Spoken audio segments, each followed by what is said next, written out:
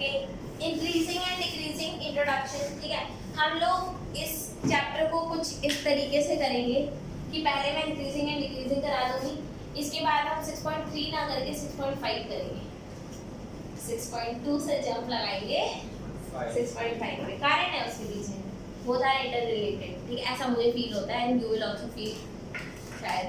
Book में तो 3 exercise है। हैं? 3 एक्सरसाइज। अबे रिलैक्स, तो लास्ट वाली एक्सरसाइज करो। हाँ, तो उसके बाद भी। ठीक है, don't worry, out of syllabus कुछ नहीं कराऊंगी, मेरे पे कोई ऐसी चल रही है। ठीक है, अब आगे देखो, increasing and decreasing.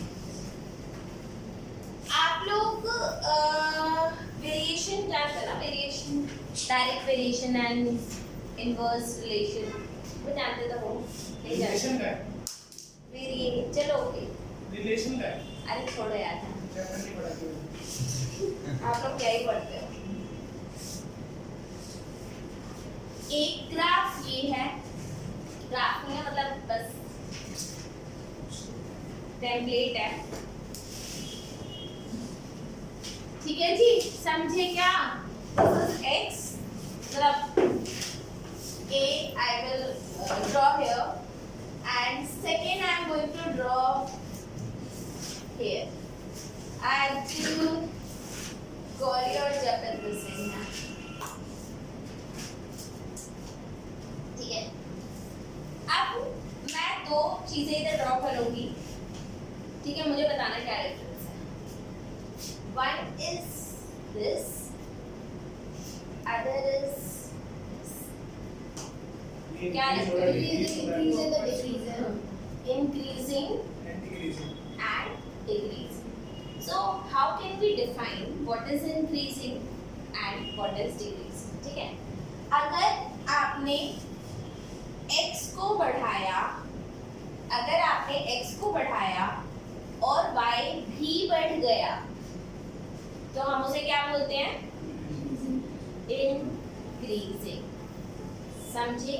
That means your x is directly proportional to y somehow. ठीक है, यहाँ पे आप देख रहे हो कि जैसे अगर मैं ये जैसे जैसे x बढ़ रहा है वैसे वैसे y बढ़ रहा है।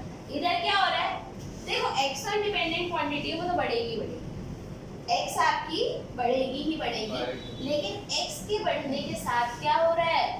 y घट रहा है। ऐसी सिचुएशन को क्या बोलते हैं? डिक्रीजिंग। चैप्टर खत्म?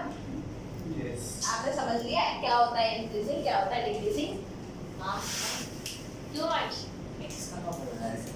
अरे भैया, x तो बढ़ ही रहा है, आप देखो ना, ये 1 ले लो, ये 2 ले लो, ये 3 ले लो, ये 4 ले लो, 5 6 7 8, तो x का नंबर तो बढ़ ही रहा है, y घट रहा है। Your x is increasing but y is decreasing and that's why the function is decreasing. ठीक है, अगर मैं इधर बोलूं, अब आपको पता है कि अगर मैं इसका स्लोप निकालना चाहूं, अगर मैं इसका स्लोप निकालूं तो कैसे निकालते हैं? आपको पता है स्लोप होता क्या है? अगर ये x1 है तो इसके कॉरेस्पॉन्डिंग इधर क्या होता है? y1, और इसके कॉरेस्पॉन्डिंग इधर क्या होता है? y2। ठीक है, स्लोप क्या होता है? स्लोप आपका होता है y2 minus y1 upon x2 minus x1। यही होता है या नहीं होता? ठीक है, x2 minus x1। y बड़ा है कि y2 बड़ा है या y1? As y2 is greater than y1, तो क्या ऊपर वाली क्वांटिटी पॉजिटिव आएगी? Yes. But check y is struggling। ठीक है, y2 बड़ा है y1 से, तो ये क्वांटिटी पॉजिटिव आएगी।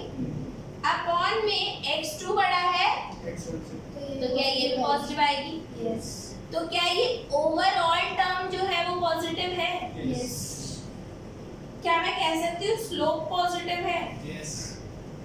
y2 minus y1, x2 minus x1।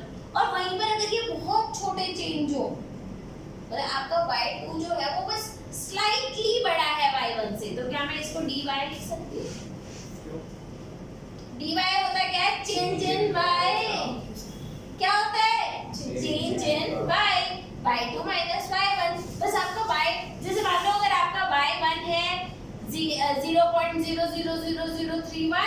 तो ये है 0.00032, इतना ही डिफरेंस है बस, बहुत ज्यादा का डिफरेंस नहीं है। तो उस केस में dy लिख सकती हूँ और नीचे क्या लिख दूंगी, actually dy by dx is nothing but the slope. dy by dx is slope. समझ में आया? dy by dx slope ही होता है क्योंकि वो change in y upon change in x ही तो होता है। सोचा कभी ऐसा? हम तो ये भी नहीं सोच सकते साइन का डेरिवेटिव x के रिस्पेक्ट में cos x के रिस्पेक्ट में कैसा आएगा। बच्चे सोचा करो, दिमाग बढ़ता है। हाँ जी, सोचने से दिमाग सोचा करो। ये ना आप लोग तो ये सोचते हो मम्मी से फोन तो मिलेगा, गेम तो खेलूंगा, है ना। मेरे दो बच्चे थे, वो गेम खेलते थे और उसके बाद मम्मी आके चेक ना कर ले लैपटॉप गर्म ना हो गया, फ्रिज में रख देते थे। लैपटॉप खराब हो हट भी जाए कुछ फर्क नहीं पड़ता, लेकिन गर्म नहीं मिलना चाहिए। ठीक है, बच्चा को लाची गई था।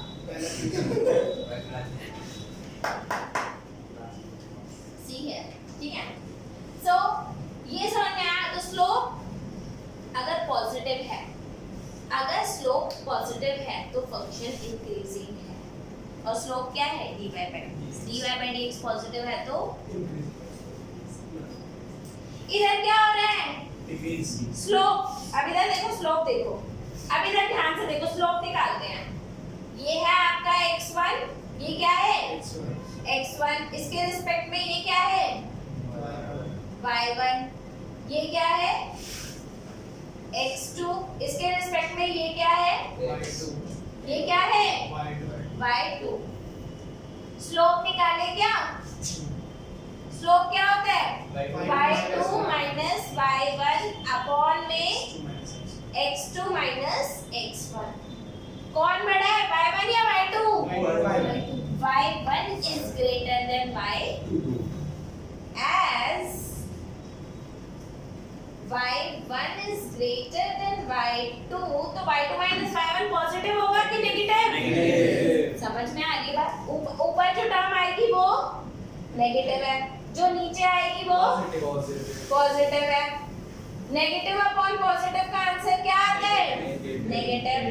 और ये आपको मालूम ही था, ये किसके, अगर चेंज बहुत स्मॉल हो, अगर चेंज बहुत स्मॉल हो तो उस केस में हम इसको dy by dx लिख सकते हैं। तो अगर dy by dx अगर नेगेटिव है तो, अगर dy by dx नेगेटिव है तो डिक्रीजिंग, अगर dy by dx पॉजिटिव है तो increasing function. dy by dx positive increasing, negative decreasing. समझ में आ गई बात, आई पहले बड़ी। चलो अब आपको देखो 12वीं क्लास है, इतने हल्के में तो छोड़ेंगे नहीं। कौन सी क्लास है, 12वीं। हल्के में तो छोड़ा नहीं जाएगा, क्यों शिवम, हैं? चलो अब थोड़ा इसको भारी बनाया जाता है। हमने हल्का तो नहीं छोड़ा, बेटा पास हो गए, 12वीं में पास का मतलब है 75% ऊपर लाना, कम से कम, ठीक है। और 12वीं में सबसे घटिया सिचुएशन होती है 40% से पास हो जाओ, बाय किसी एग्जाम के लिए एलिजिबल नहीं हो, और स्कूल वालों ने तो धक्के मार के वैसे ही निकाल दिया कि तुम स्कूल में भी नहीं आ जाना वापस कभी। 40 में ना 40, मुझे लगा कुछ यहाँ पर अंग्रेज से आ गए हैं। चलो अब इधर देखो, ध्यान दो, इधर ध्यान दो। अब यहाँ पर इतना खाली नहीं छोड़ा जाता। अब इधर देखो, इंक्रीजिंग फंक्शन, पहला फंक्शन क्या है, इंक्रीजिंग फंक्शन को ऐसे लिख दूं, एक होता है स्ट्रिक्टली इंक्रीजिंग फंक्शन, एक है इंक्रीजिंग फंक्शन, एक है स्ट्रिक्टली इंक्रीजिंग फंक्शन। ये क्या बता रही, कोई नहीं, अभी सॉल्व करेंगे, सब सॉल्व करेंगे, ठीक है। एक है आपका डिक्रीजिंग फंक्शन, एक है आपका स्ट्रिक्टली डिक्रीजिंग फंक्शन। क्या समझे? कुछ नहीं बेटा बहुत मार पड़ेगी। ठीक है, हाँ जी। अब देखो इंक्रीजिंग फंक्शन क्या होता है। इंक्रीजिंग होता है dy by dx greater than equal to 0, greater than equal to 0 मतलब आपका जो फंक्शन है dy बाय dx है वो 0 के इक्वल भी हो सकता है और ग्रेटर भी हो सकता है। फॉर एग्जांपल इसका ग्राफ कैसे बनेगा चेक करो। अच्छा, जब dy बाय dx 0 होता है ना, जब dy बाय dx 0 होता है अर्थात योर लाइन और curve is parallel to x axis. What does this mean? dy by dx 0। अबे y चेंज ही नहीं हो रहा है यार, y चेंज ही नहीं हो रहा है, x बढ़े जा रहा है, x बढ़े जा रहा है, y चेंज नहीं हो रहा। तो ऐसा ग्राफ कैसा आता है? Parallel to x axis. ये ना बहुत इंपॉर्टेंट रिजल्ट है, बहुत ज्यादा इंपॉर्टेंट। और dx का dy रट जाओ। इस बात को समझो, जहां पर dy बाय dx 0 हुआ वहां पर आपका जो स्लोप है या फिर जो कर्व है उस पॉइंट पर x एक्सिस के पैरेलल है। मैंने बोला उस पॉइंट पे पैरेलल है, मतलब सारे पॉइंट्स पे नहीं। समझ में आई? अब अगर मैं आपसे, चलो इसको हम बाद में डिस्कस करेंगे डिटेल में, अभी आप बस इतनी बात समझ लो कि dy बाय dx 0 का मतलब क्या होता है? Parallel to x axis. अब आप ये तो नहीं बोलोगे बताया नहीं क्या था, रिकॉर्ड हो रहा है, बोल भी नहीं सकते, दिखा दूंगी। ठीक है, okay. dy by dx greater than equal to 0 का क्या मतलब है? मतलब ऊपर बढ़ रहा है, अब आ गया 0, फिर ऊपर बढ़ रहा है।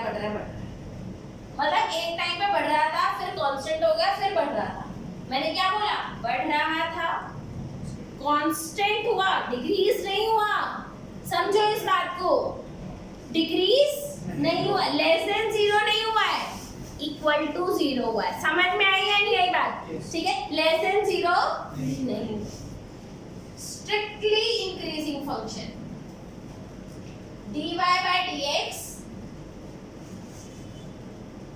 ग्रेटर देन 0, इक्वल टू भी नहीं चलेगा बेटा, ग्रेटर देन।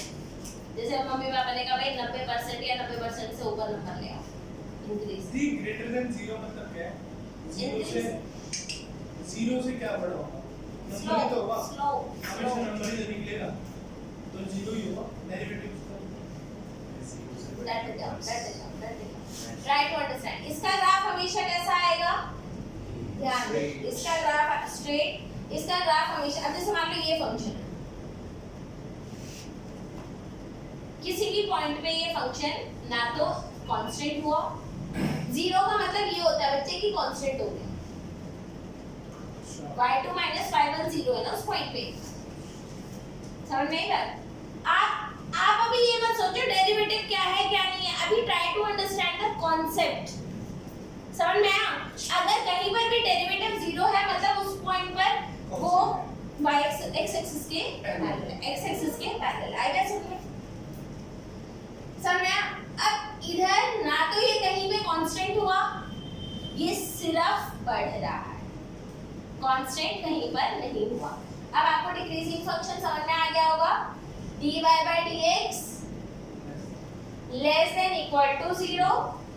तो इसका ग्राफ कैसा आएगा चेक कर लो, इसका ग्राफ आ जाएगा आपका एक बार ऐसे, फिर u कांस्टेंट, फिर decrease, right?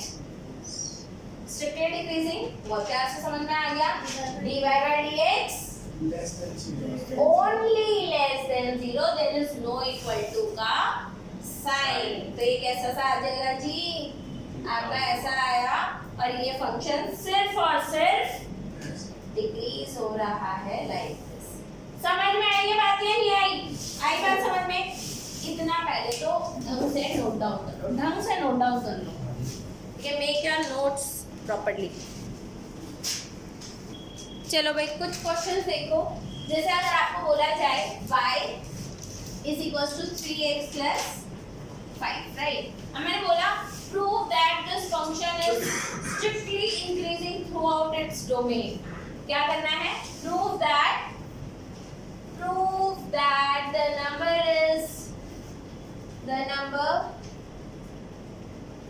is strictly increasing. Strictly increasing चलेगा? ठीक है, SI strictly increasing throughout the domain.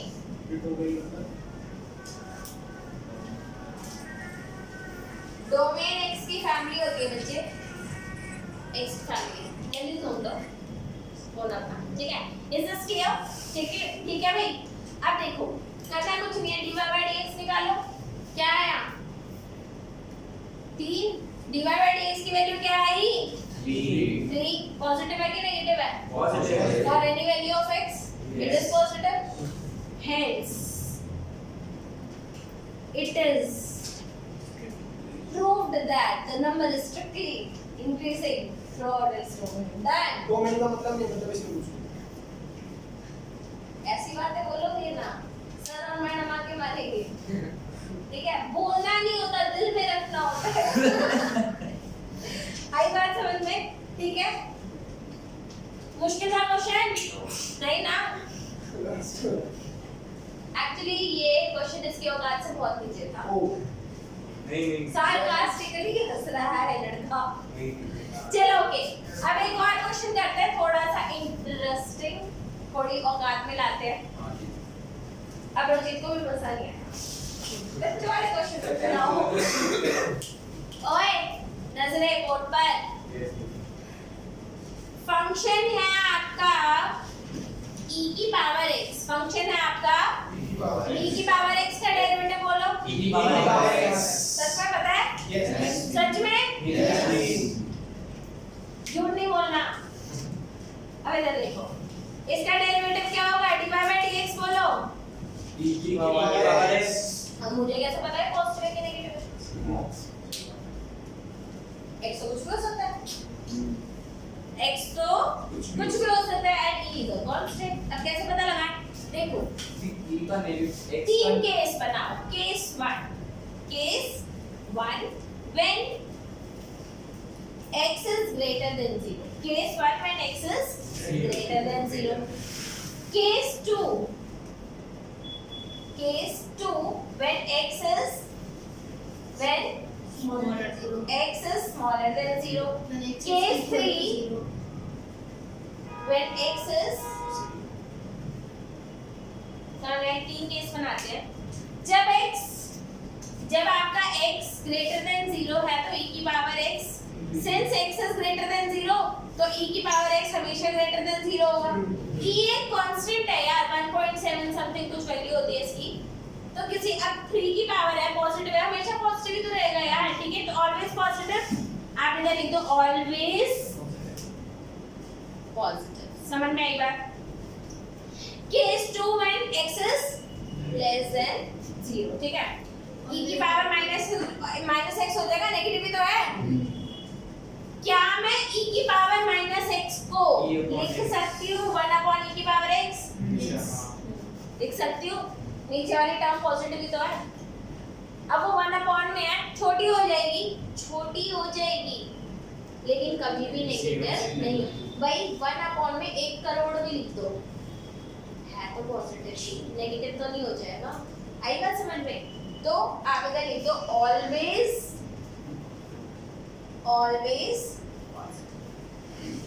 तीसरे केस पे आ जाओ, when x is 0 e की power 0 is equals to 1, always positive, always positive. so it is increasing throughout its domain and done। क्या हो गया ये? डन। मजा आया? नहीं, अभी भी औकात से नीचे हो, ऊपर बढ़ो ऊपर। यस दीदी। नेक्स्ट क्वेश्चन में अभी ऊपर बढ़ते हैं, ठीक है? चलो भाई, अब ये वाला क्वेश्चन सच में इतना औसम है ना, मैं क्या बताऊं, बस कितना औसम है, ठीक है? Okay, so y is equals to 4 sin theta, भाई it's 4 sin theta upon में 2 plus cos theta minus theta is an increasing function of theta किसका फंक्शन है? थीटा का फंक्शन है इन दिस डोमेन। अच्छा इन्होंने थ्रू आउट द डोमेन नहीं बोला, इन्होंने पर्टिकुलरली कहा है नजर बोर्ड पे, ठीक है, इन्होंने पर्टिकुलरली कहा है सिर्फ इस डोमेन में ये इंक्रीजिंग है। आई बात समझ में? सिर्फ इस डोमेन में। अब कैसे करेंगे? अच्छा रिपीट कर देते हैं बच्चे, ये क्वेश्चन नंबर 9 है एनसीईआरटी का, ठीक है, अमर बोला बताया नहीं। ऑलराइट, ये क्या हो गया? कौन से सदमे में हो गए? हंसते हुए देखती थी मैं तुम्हें। चलो ओके, अब इधर देखो, ठीक है, अब आप लोगों को मालूम है y is equals to 4 sin theta upon 2 plus sin cos theta 2 plus cos theta minus theta, ठीक है, dy by dx क्या होगा? 4 cos theta dy by dx क्या होगा? अब देखो क्वेश्चन रूल 4 sin थीटा का derivative 2 plus cos theta as such minus 4 sin theta as such 2 plus cos theta का डेरिवेटिव। यस बच्चे बिल्कुल, थैंक यू, ठीक है, दिमाग है। अपॉन में 2 plus cos theta का होल स्क्वायर माइनस 1, यही होगा बच्चे। जब आपको लगे ना क्वेश्चन टफ है, एक स्टेप लिख दो, एक स्टेप लिख दो, उससे क्या होगा? कंफ्यूजन नहीं रहेगी। जैसे मेरे को पता है इसका डेरिवेटिव क्या होता है, बट मैंने अभी के लिए ऐसे कर दिया। अब मुझे बताओ आपका dy by dx क्या आ जाएगा? जल्दी बोलो, dy by dx आपका क्या आ जाएगा? dy by dx is equals to d by dt हाँ d theta 4 cos theta, और इधर क्या आ गया? 2 plus cos theta minus 4 sin theta 4 sin theta, और cos theta क्या क्या होता है? माइनस, फिर प्लस हो गया और स्क्वायर हो गया प्लस sin square theta, समझ में आएगा? Plus sin square theta upon में 2 plus cos theta का होल स्क्वायर माइनस 1 ऊपर देखो अब ये क्या बना। अब इसको जरा सॉल्व करते हैं। 8 cos theta 8 cos theta 4 plus 4 cos square theta plus 4 sin square theta minus LCM ले लिया 2 plus cos theta का होल अपॉन में 2 plus cos theta का होल स्क्वायर। अब क्योंकि इंक्रीजिंग दिखाना है तो definitely I will have to make it positive anyhow, ठीक है, but I have to show that it is positive. आएगा समझ में? ठीक है, अब क्या करा?